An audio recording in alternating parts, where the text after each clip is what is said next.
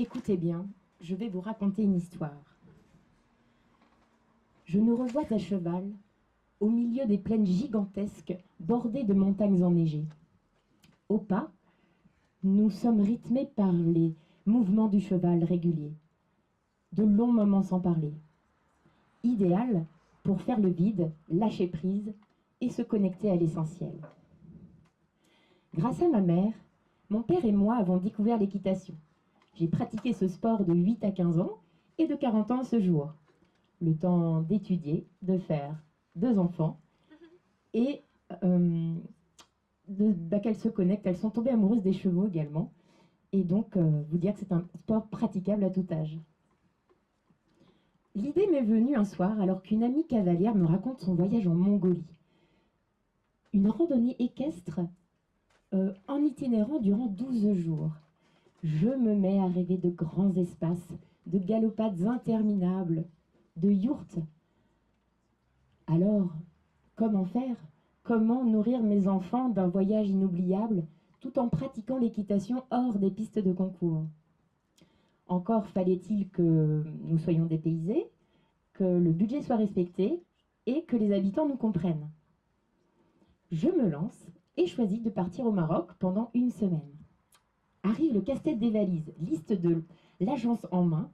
Nous devons prévoir l'équipement complet d'équitation, en plus de la serviette de toilette et du duvet. Aux oubliettes, la robette, le maquillage et les ballerines. Décollage, aéroport Charles de Gaulle. Les filles trouvent l'endroit stratégique pour charger les batteries au max. Nous atterrissons à Ouarzazate, un petit aéroport, tarmac, sous le soleil, juste devant la porte de l'aéroport. Royal, il ne manquait plus que le tapis rouge. Le lendemain matin, après 1h30 de taxi sur des routes chaotiques, nous découvrons l'équipe, les chevaux et le mobil-home local. La tiny house marocaine, comprenant toutes les pièces d'une maison complète, cuisine, salon, chambre, salle de bain et même la grange. D'ailleurs, avec l'équipe, les moments de partage sont riches et nombreux.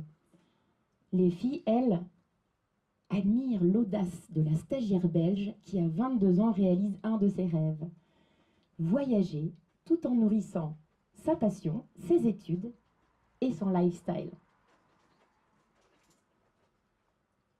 Nous réalisons notre chance. Parce qu'en fait, nous vivons la véritable pension complète. 0 course, 0 cuisine, 0 ménage. Tout est prévu. En prime, nous avons accès à des aliments ultra frais, locaux, avec des vues panoramiques imprenables. Le grand luxe. Quant à la salle de bain, elle est immense. Le lavabo et la douche sont posés dans un coin du campement, à la belle étoile. Comme l'eau est précieuse, il fallait utiliser qu'un seul seau d'eau chaude pour se laver. Je peux vous dire qu'on faisait vite pour pas traverser le camp pleine de savon. Les petits déjeuners étaient servis en plein air. C'était thé à la menthe et pain chaud marocain. Les déjeuners, pique-nique de crudités et de fruits. Et le soir, nous mangions tous ensemble sous la tente après la tombée de la nuit. Là, c'était tagine chaud. Un délice.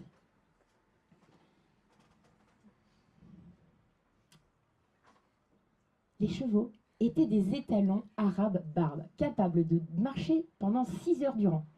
Ils étaient super entraînés. Pas du tout comme mes fesses. Rouge vif au bout d'une seule journée de randonnée. Voilà ce qui m'a sauvée. C'est des pansements anti-escarres qu'une amie m'a donné en insistant pour me dire si, tu vas voir, c'est génial, tu le mets là, pas de problème. Je les ai vénérés jusqu'au 4e jour.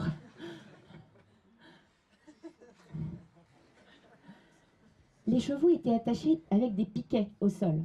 Un soir, l'un d'entre eux se détache et fonce immédiatement se cabrer devant l'un de ses rivales, lançant ses antérieurs avec détermination.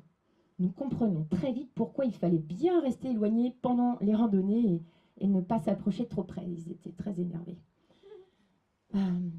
C'est aussi ce qui nous valait d'être seuls pendant de longs moments, nous permettant à chacun de contempler Passant dans les oasis cultivées ou les villages habités, les enfants adoraient nous dire bonjour. Que d'enseignements, que de valeurs transmises à mes filles. Le bien-être en se connectant à la nature, s'adapter en toutes circonstances ou oser avancer vers l'inconnu. Amenant aussi à se poser des questions sur qu'est-ce qui est vraiment important pour moi. Ce voyage nous a transformés. Pratiquer, partager une activité commune et sportive dans des conditions rudimentaires nous a permis de toucher un point essentiel, l'amour que nous portons aux autres et à nous-mêmes. Je vous invite à créer des voyages où vous pourrez enlever le superflu pour mieux vous connecter à l'essentiel. Merci.